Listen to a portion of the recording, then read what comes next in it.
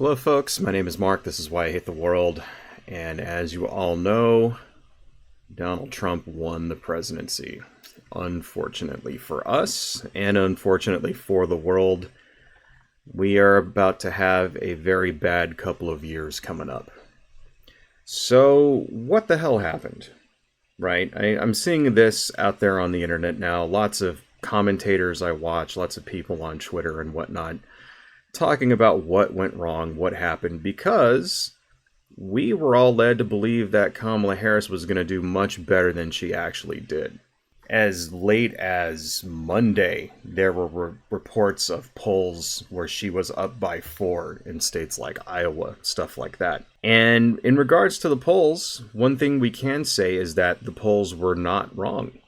The polls had Donald Trump up in every swing state. And he's been up by a couple of points in every swing state for a few weeks now, since the beginning of October, even that. And I think we're going to see that the margins conform to what those polls predicted.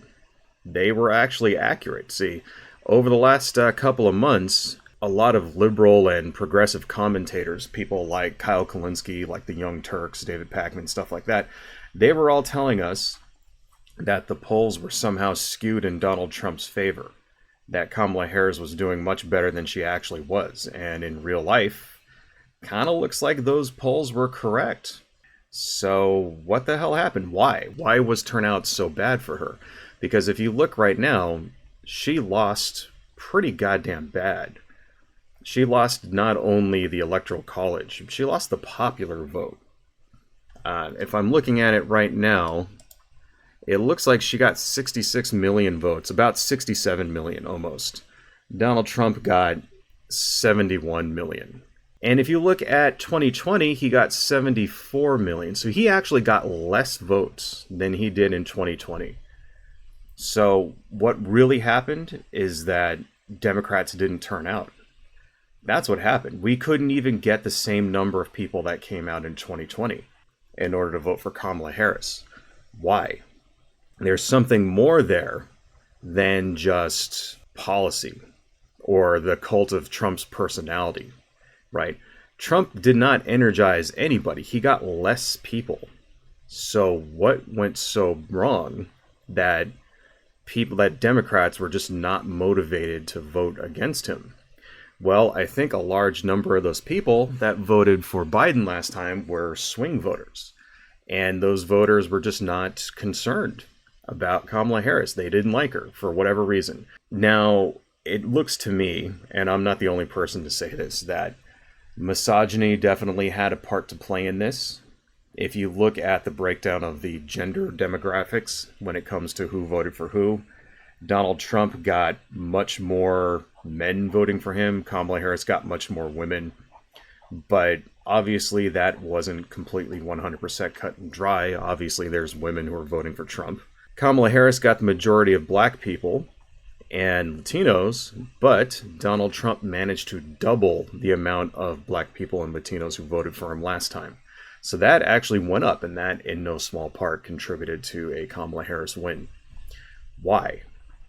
Why is that? Why would anyone who's a minority in this country, especially someone who's black, especially someone who's Hispanic or Latino, why would you vote for Donald Trump, given the guy's track record on how he treats people of your race? There's one answer. One answer to that is misogyny. And that's definitely something that factored in. And I'm not trying to say that, men voted against, that every man voted against Kamala Harris because she's a woman, but some of them did. We like to pretend that we live in a much more progressive country than we actually do. No, the country, even in the blue states, is very, very conservative when it comes to many things. And as we saw in this election, there's plenty of men out there who will vote against a woman just because she's a woman. That's definitely a part of it. Is it the reason why she lost? Not the sole reason, but it is definitely a contributing factor. I think really the biggest reason why she didn't get the turnout that she did is because the left in this country is fucking useless. And I'm gonna make another video about this, about how useless the left in this country actually is. The left in this country does not live in the real world. They don't actually care about the things they say they care about, and they don't seem to give a shit about democracy, and they don't seem to care about actually affecting the change that they want to see happen. And that's just a fact. The left in this country is very anti-establishment to the point where they won't vote because they see it. Some people, I'm not saying they, all of the people on the left, but some people on the left won't vote because they see it as supporting a system that exploits people. And it's like, well, if you don't participate, you lose. Think of it as a baseball game, although I know politics is not a game, but think of it like this. If you show up to the playoffs and your team doesn't play, then your team doesn't win. And that's what's going on. So you have people who are protest voting for the Green Party who are completely fucking useless. You have people that are just not voting at all because they can't support the Democrats because of their policy in Gaza, something like that. Which is okay, that's fine. If that's a bridge too far for you, that's fine. But keep in mind there's consequences to your actions. And I think that's another big thing that fucked up the Democratic Party, of course, was Joe Biden's unabashed support for Israel in their genocide campaign in Gaza. That is definitely something that fucking lost her the election, or contributed to the loss of her election. That's probably the reason why she lost Wisconsin and most likely is going to lose Minnesota, because there's a large number of Muslims that live in those two states. And they're not going to vote for her because Joe Biden is giving bullets and bombs to Israel. Those bullets and bombs are falling on the heads of their relatives and their loved ones. And it's like, well, would you vote for him? If the political party that was supplying weapons to people who are murdering your countrymen and your relatives, would you support them? Don't worry about the fact that Donald Trump also supports them. See, that's the thing. It's like, they don't understand this. They don't understand that Donald Trump will also support Israel. Donald Trump will support Israel more. He's going to give them more weapons, more bombs, more bullets. I mean, shit, we'll be lucky if he doesn't decide to send troops to go help out with the genocide.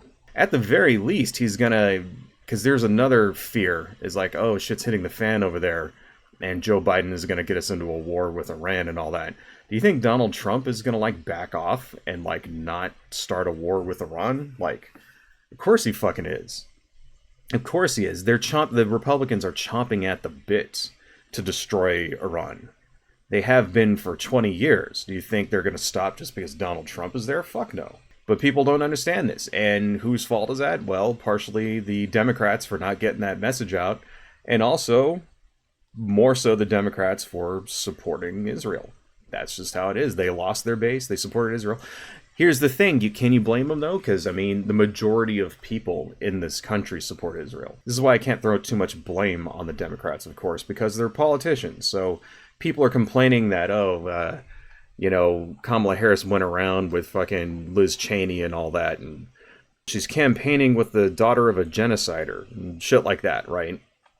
And it's like, well, yeah, because she's a politician and she's trying to get votes. And what they did see was a very large number of disaffected Republicans who weren't going to vote for Trump. So they tried to get those votes. And you know what? They were right about that, because Donald Trump got 3 million less votes than last time. You can't blame them for trying to get elected. You can blame them for doing it the wrong way. And I would say they shouldn't have bothered doing that. Those people that aren't going to vote for Trump would just not vote for him anyway. It's not like they would be convinced by seeing fucking, Liz Cheney on the screen or whatever. Lessons learned, right, folks? So there's lots of different reasons why she lost. I think it's a combination of all of these things. I don't think we're going to be able to look at one of these and say, oh, she lost because of misogyny. Oh, she lost because of the war in Gaza. No, she lost because of Liz Cheney. I don't think we're going to be able to say any one of those things caused that. I think it's a combination of all of them. It's a combination of all of that and the fact that the Democrats are just weak. They are. They're weak. They've been weak forever, for as long as I can remember. They're weak. The left in this country is extremely weak and ineffective. The left in this country refuses to get its shit together. I mean, imagine what kind of country we actually would have if the left in this country were organized and were actually an effective voting bloc. Can you imagine?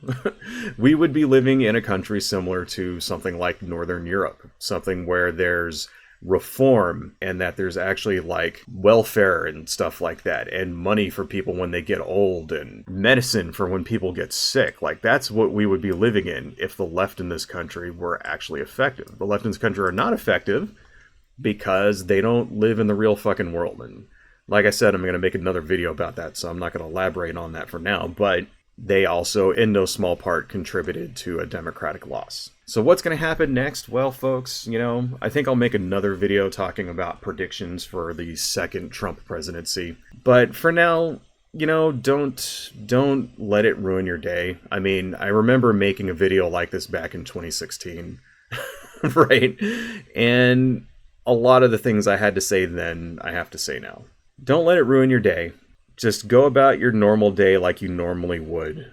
Okay, don't freak out. It's not like he wins and then tomorrow there's going to be Nazis in the streets. Okay, there's plenty of time and opportunity to stop the Republican agenda, right? To stop things like Project 2025 and all that. We have the ability to do it, and honestly, it wouldn't be that hard to stop it in the first place, because fascists are also extremely incompetent. So don't freak out, okay? The fight is not over. There are lots of things you can do to affect change in this country. Now that the voting part is over and we blew it, there are other things that we can do, okay, in order to prevent the worst of Trump and the Republicans' agenda from taking root. So just be cool for now, relax, do something nice for yourself, whatever. Don't freak out. Don't get tons of anxiety and all that shit. And prepare for the future. Prepare for the future to take care of yourself, and also prepare to be politically active. Because if you want to actually save our country from the fascists, you're going to have to actually do something about it. Anyway, folks, I think that's all I got. Stay cool, stay safe. Remember, don't freak out, everybody. Be cool. Take care of yourselves. Adios. Hello folks, if you like what I do and you want to support the channel, please consider buying something from my Etsy shop, supporting me on Patreon, liking and subscribing, and checking me out across my social media links listed below. Thank you all so much, and see you next time.